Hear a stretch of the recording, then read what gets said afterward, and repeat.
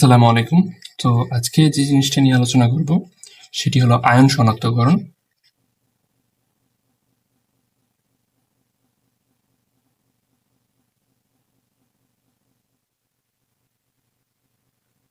Ion শনাক্তকরণ, ওকে। তো ion আসলে দুই ধরনের আছে। সেটা হলো, একটি হলো ক্যাটায়ন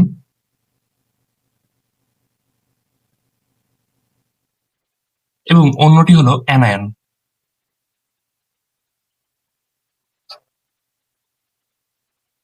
তো আমরা বেসিক্যালি পৃথিবীর যত ক্যাটায়ন এবং অ্যানায়ন আছে সবগুলো শনাক্ত করবো না, বেছে বেছে কিছু শনাক্ত করব। সো ক্যাটায়নের মধ্যে তিন ধরনের ক্যাটায়ন আমরা শনাক্ত করব। মূলত এক ধনাত্মক আয়নগুলো যেগুলো আছে, মানে যে আয়নগুলোর উপর একটি মাত্র চার্জ আছে, যেমন sodium positive, ammonium positive, ammonium positive, এইটাই মেনলি। তারপরে দ্বিধনাত্মক গুলো, যেমন কপার 2 পজিটিভ, Fe2 পজিটিভ, তারপরে ক্যালসিয়াম 2 পজিটিভ, জিঙ্ক 2 পজিটিভ, এবং ধনাত্মক যেগুলো আয়ন আছে সেগুলো শনাক্ত করব। Fe3 positive, aluminium 3 positive.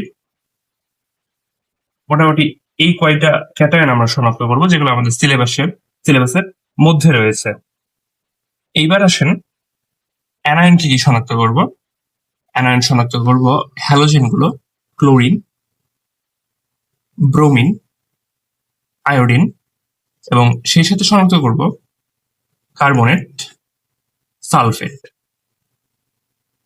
ওকে, তো ক্যাটায়ন শনাক্ত করব দুইটা স্টেপে। আমি প্রথমে একটা শর্ট ট্রিক শেখাবো এবং তারপরে রিয়েকশন গুলো দেখাবো।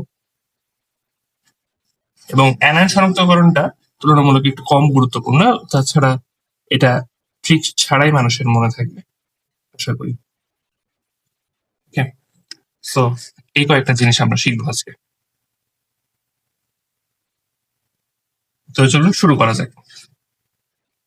সবার প্রথমে ক্যাটায়ন শনাক্তকরণের ক্ষেত্রে বা সা এই রুলসটা দেখবো, বাসা রুলস। এখানে বা এবং সা দুইটা আলাদাভাবে লিখা আছে। তো চলুন শুরু করা যাক।